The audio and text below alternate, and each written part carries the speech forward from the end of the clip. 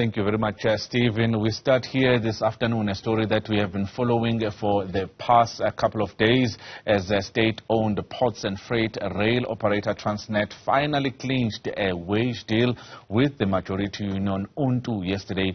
But SATAWU, the other workers' union at Transnet, is holding out for a bigger payday. Now the work begins to clear the backlogs that have been created as many industries continue to count the cost of the strike. Neo Bodibe is Transnet's Group Employee Relations General Manager, and she joins us now to talk about the way forward as far as SATAWU is concerned. Neo, thank you very much for joining us this afternoon.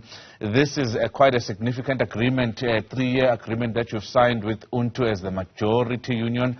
Let's talk about how many employees are represented by UNTU, because it seems it's 54% that are at Transnet, and the other unions represent the other workers. Does it mean that at least or just over 20,000 employees are back at work, and just under 18,000 are still holding out and picketing right now? Afternoon, Polani, and afternoon to the viewers. So yes, we have signed with UNTU, that is the majority union. UNTU represents 54% of Transnet's bargaining unit employees, with just under 25,000 employees. The other unions, and I think I should just clarify this, that we have one other recognized union, which is SATAWU, that represents 27% of Transnet bargaining unit employees. So only UNTU and SATAWU are recognized unions, and ordinarily an agreement would be signed with the two unions. So at this stage, we are appealing to workers to come back to work. Because we have signed with the majority union, the strike is now unprotected. We had quite a lot of workers come back, and we look forward to having many more employees, not just those belonging to UNTU, but employees belonging to other unions, and also those that aren't unionized also coming back to work. Is it possible, is there any possibility that Transnet could sign a deal that is different to the one that has been signed by the majority, with the majority union, because they are still holding out?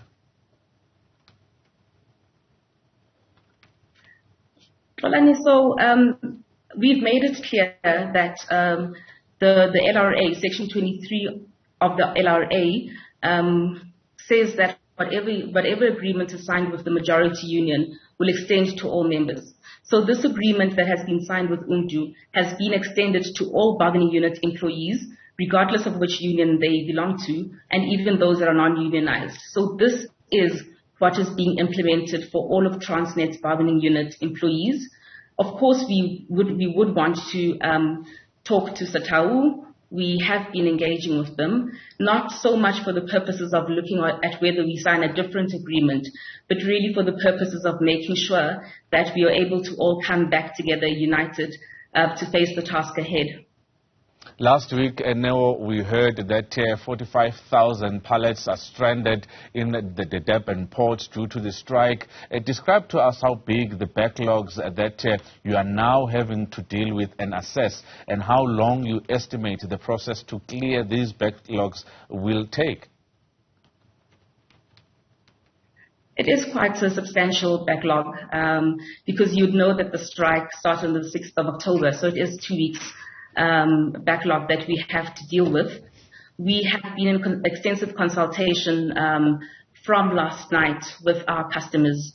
We have a recovery plan that we've put in place and are discussing with our customers. And at the moment, we have a few focus areas for cargo that we would want to clear. Our first focus, our first priority is for time-sensitive cargo. So, for example, we met with the fruit exporters today to see how we clear the perishable fruit exports.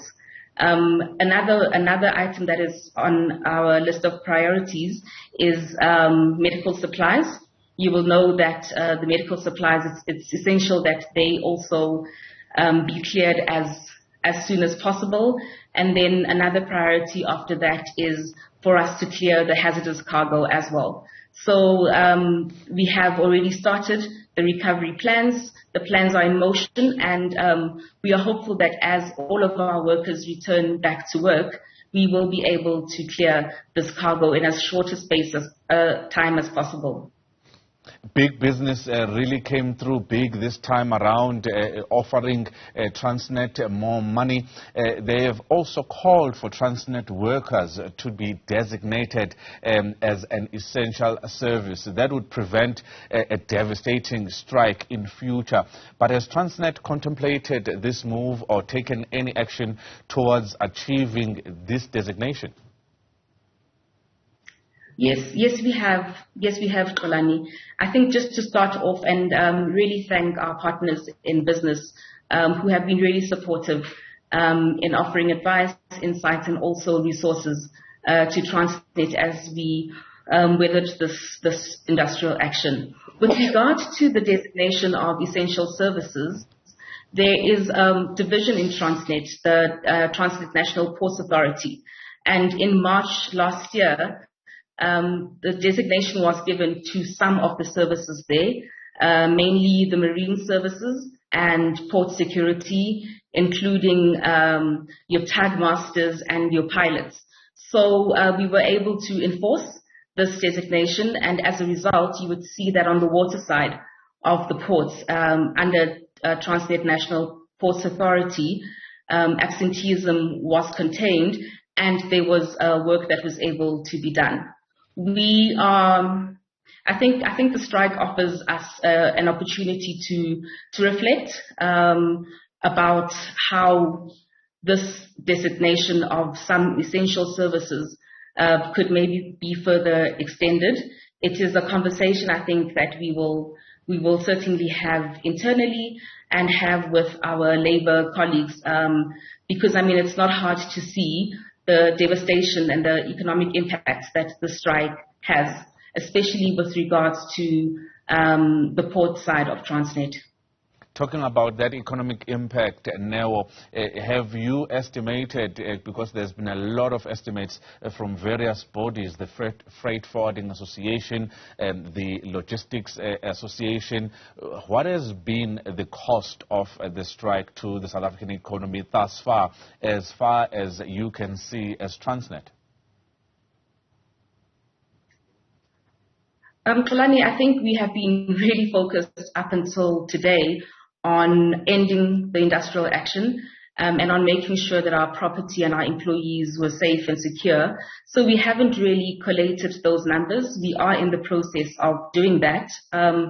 What we can share is that we have estimated what a strike of this proportion would cost Transnet on average, based on the normal revenue that we make.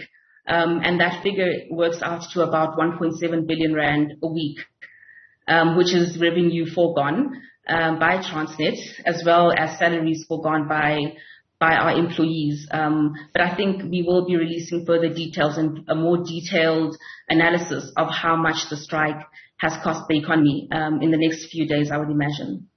And when it comes to the lifting of force majeure, that was put in place quite early in the strike, because you were putting in those measures to make sure that your clientele knows that you can't deliver on the contractual obligations. When will you be lifting force majeure, or has it been lifted already? No, Xolani, it hasn't been lifted already. As you would know, we are still operating with limited availability of resources, as not all of our employees have come back. So we're working hard on ensuring that our resources and our employees are back in place so that we can work towards lifting the force majeure. And I think that we will have more information about a specific date in the near future. Neo Bodibe is a Transnet Group Relations Employee Manager for Relations. They're talking to us about the latest when it comes to the Transnet strike, having signed a significant 3-year wage agreement with the majority union UNTU. Thank you very much, Neo, for your time.